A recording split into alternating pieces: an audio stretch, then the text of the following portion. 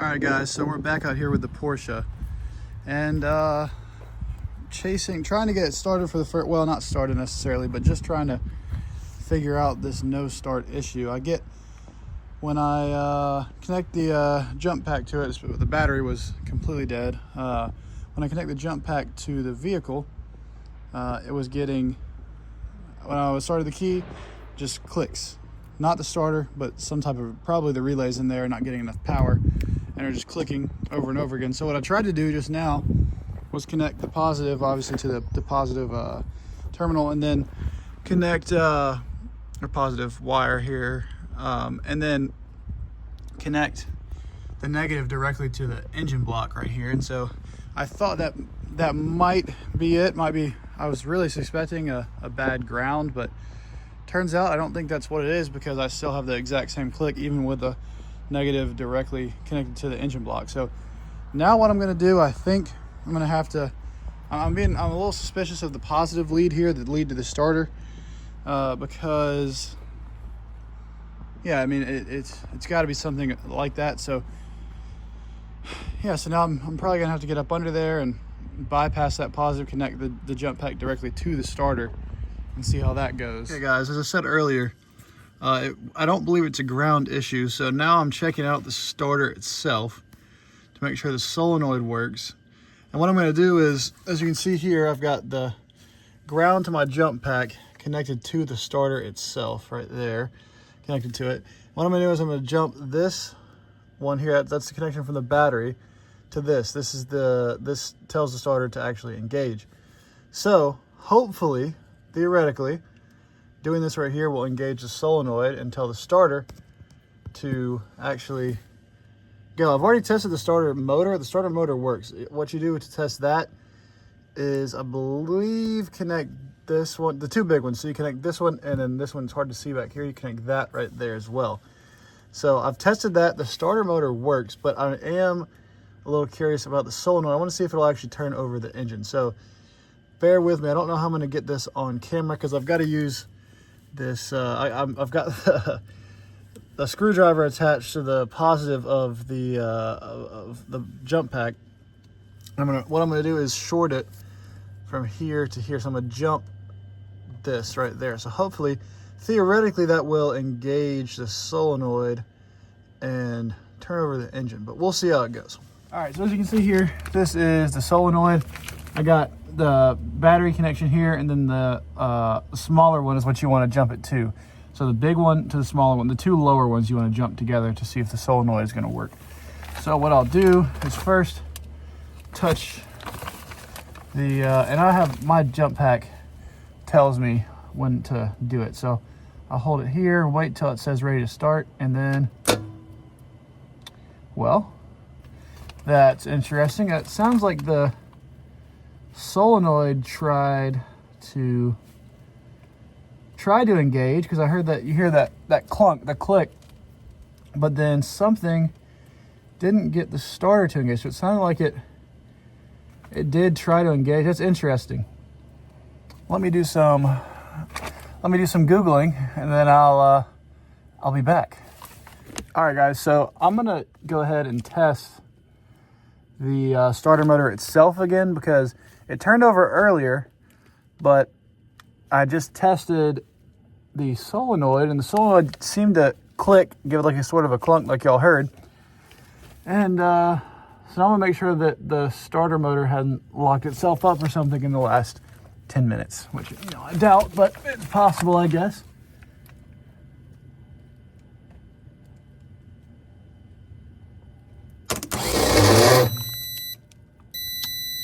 Well, that seemed to spin, but didn't sound great, but it might be okay. I don't know. I don't know the exact sound of a healthy starter from this close to it. And this is freaking out. Oh, well, successful jump. That's great. So it sounds like the motor is at least capable of spinning. So I'm not exactly sure why. Maybe it's just too weak. The when it actually engages the flywheel, it doesn't have enough power to actually engage it. So let me do some research about that. Maybe just these connections are bad. I mean, they are a little corroded, so I'll probably have to clean these off. Yeah, I'll probably just clean off these connections and then test it again just to make sure something's not up with the connections themselves. So I'll be back. Well, I didn't film that one, but I tested the starter one more time, and it seems like it smokes a little bit when I test the motor. So I think that might be a slight issue, if I had to guess. So maybe something internally is wrong with the starter, and I'd lean that way. What it does suck is I took off the earlier I took off the bolt here on the front of the starter, but this one in the back is an absolute pain, and I had a lot of trouble getting it out. So that's why it's still on the car. That's why I'm under here and not just testing it on a bench, because I couldn't get it off. So that's gonna be a real pain if this starter is actually bad, which I'm leaning that it probably is, considering it's smoked. You know, I don't think normal starters usually do that. So, yeah, I'm not sure what's going on here. It seems like the whole thing is bad. Well, guys, I don't know if you can tell, but I threw everything I could at that starter bolt. And as you can see, there's still just one sitting here. So I don't have the other one out. And honestly, I'm pretty upset about it. So I think I'm just gonna call it a day. I guess I sprayed it a bunch with lubricants and penetrant, so we'll see if maybe it can work its way in there and break it loose. But I don't know, I might have to take it somewhere else, because I just don't have the abilities to get that out, and I'm pretty dang strong. At least I thought I was. So I'll catch up with y'all. It'll probably still be in this video. So once I actually get that starter bolt out, I'll continue the video, because this right now is pretty infuriating, because all these tools, and it didn't even budge a freaking millimeter. So I'll be back. All right, guys, I thought this day would never come, but I was able to get it out. The bolt that tried me so hard, fought me so hard, I'm finally able to get it out. I had to get the jack and put a wrench on it, and was able to just jack it up, and it finally popped free. Thank goodness. That was...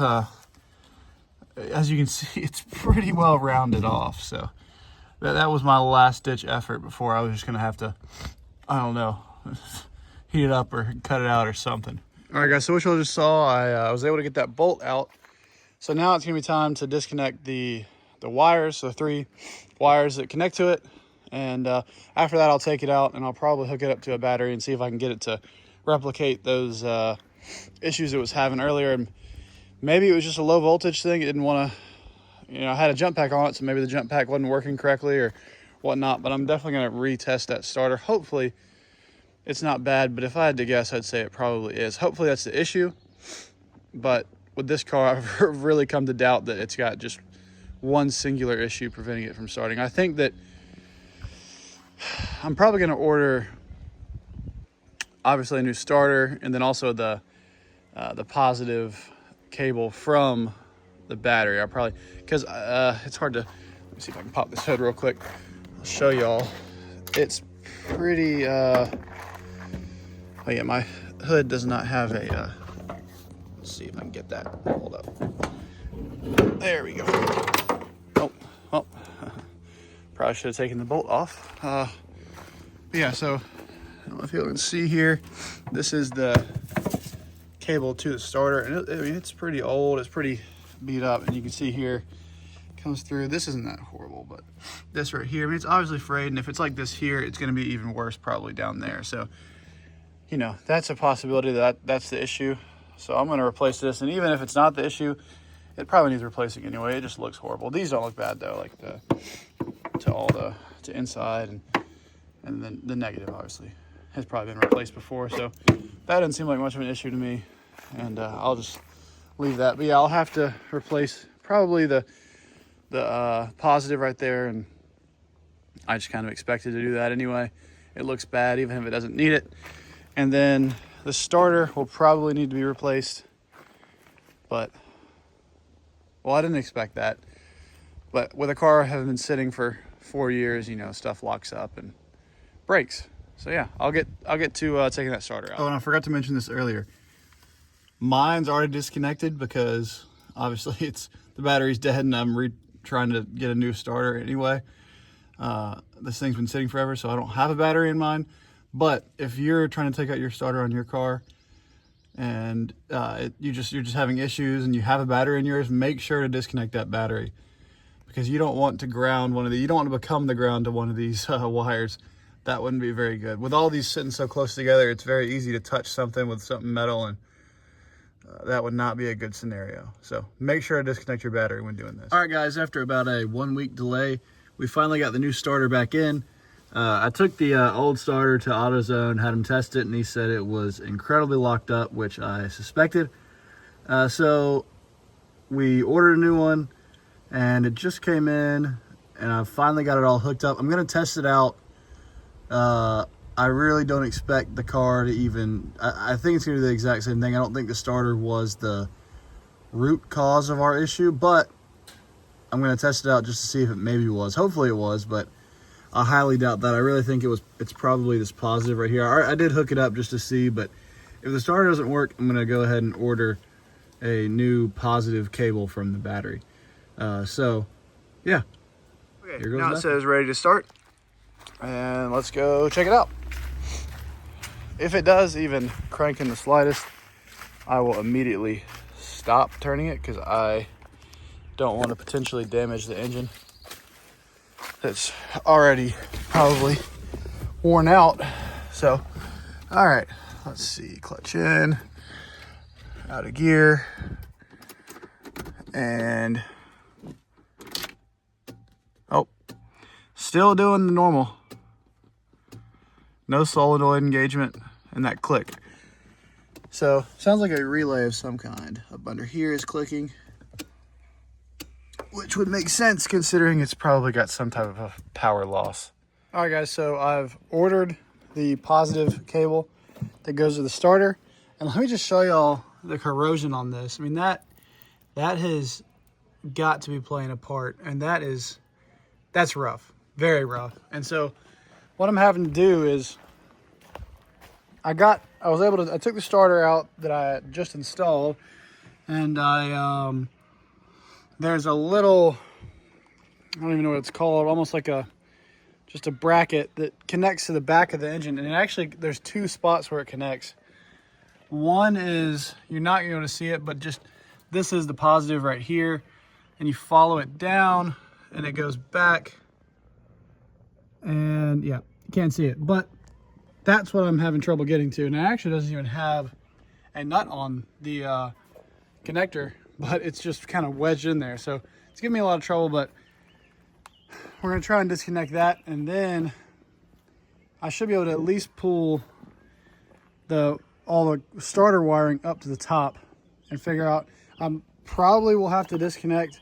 The alternator is up under here, and I'll probably have to disconnect the wiring for the alternator, because I think it comes out of this bundle right here, this right there, and then it goes down. So you can see, let's see, where's it at? So this goes here, that goes down, and then there's a wire that comes across somewhere that I can't see, but it comes across and it connects to the alternator. And I might not have to disconnect that.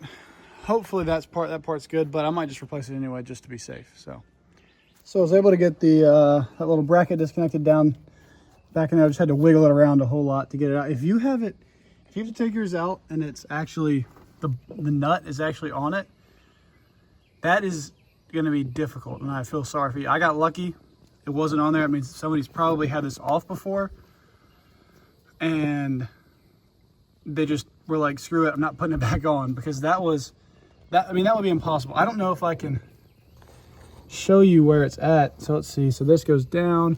So it's this right here. This is what it is. It's a little, I guess, clamp that there's a little tiny thing sticks out and a nut goes over it, and it's way far down there. You might be able to see it. I don't know. I don't think you can, but that's what it is right here, this little bracket, and it holds the cables together, the bundle, and that's hard to get to. So I was able to get that disconnected, but I think I'm gonna actually have to take off probably the air box to get to the alternator, because these right here are blocking this from coming all the way out, and then also the alternator cable goes into that bundle. So I'm gonna have to probably take the airbox off, but I'm planning on doing a timing belt, balance belt, water pump on this before I even start it. So that's gonna have to come off anyway. So it's no real worry, but I'll get to it. So to get to the wiring for the alternator, you have to take off the airbox because the alternator is directly up underneath it. So I'll just show you all the process of how to do that. It's not very difficult. I think the easiest way to do it is to first take off the top of it, the cover. And so what you do is you disconnect. First off, you have to get this little out, that from down there, it goes down into the wheel well. Disconnect. Now, most cars are gonna have a bracket right here to connect, but I believe mine was in a wreck at some point and they just never reinstalled it. So there's gonna be two right here, two screws, two bolts right there that will go into the air box in the bottom. But that, you don't need that for the top of it yet. So you just got, I think it's 5, 1, 2, there's one down in there, 3. Yours will be much more this way because mine's not supported, so I just had to move it out of the way. But 1, 2, 3, 4 screws, and then the 5th one is right here, real easy to get to. Yeah, and so then you just disconnect that and you pull it out of here and just lift it up and away. My filter is over here. I already have it out. It's very simple. Don't disconnect the airflow sensor. Just disconnect it from your intake right here. And then, yeah, as I said, there's screws right here, but mine just was missing that modification. And then you're gonna have, I believe, this piece will be screwed to this. Mine wasn't screwed to it. And then you'll have a couple screws here and here that you unscrew from there. Not very hard to get to either. So yeah, and then you just disconnect it. Oh, also you gotta disconnect, I forgot to mention this, from the top, disconnect this from there. But again, it's just a little clamp, pretty easy. And then you just lift it right out. And there you go, there's the alternator and the wiring on the back of it. So if you ever have to do that, it's very easy. Doesn't take much time. All you need is, I got a ratchet because there's this screw, this bolt is kind of hard to get to with a wrench. And so but yeah, all you need is a screwdriver and maybe a ratchet, but you could probably really get it all done with a screwdriver and then just a wrench. So yeah. All right guys, so finally got it, the whole wiring harness out. And I thought I'd show y'all kind of how it exactly hooks up, because for me, just going at this, just disconnecting stuff as I went, I wasn't exactly really sure how it was routed, where the best places to go for it. So here it is. So this is, imagine we're sitting in the car right now looking out. So I'd be in the driver's seat looking out, and actually this would really go more so like that way. But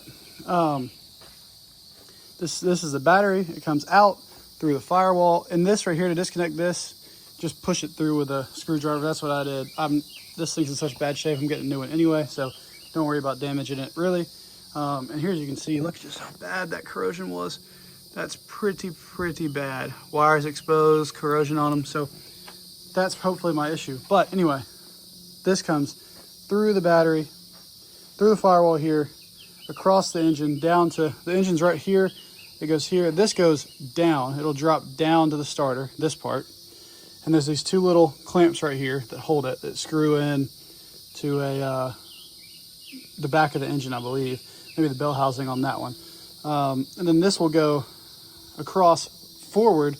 This will go down towards the alternator. So this is just two little places, two little connections. And yeah, that's how it's laid out. Oh, and then also this will be sort of by the kind of where all the wires connect. There's just a little plug in, and you just disconnect that. Real easy. It'll just come off super easy. So yeah, that's how that's all laid out. Now that I got out of the car, I can really see how bad of a shape it was in. I mean, just this looks almost like it got burnt. So I'm not sure what's happened here. That's a little bit worrying, but and especially, I mean, this part of that, I mean, that is just horrible. So got a new one on order, thankfully, and whenever it comes in, we'll throw it in there and I'll update y'all. The video is definitely getting too long, so I'm gonna end the video here with just taking it out. But once I get the part in, I'll start a new video and post that too. So, and trying to start it up, so we'll see.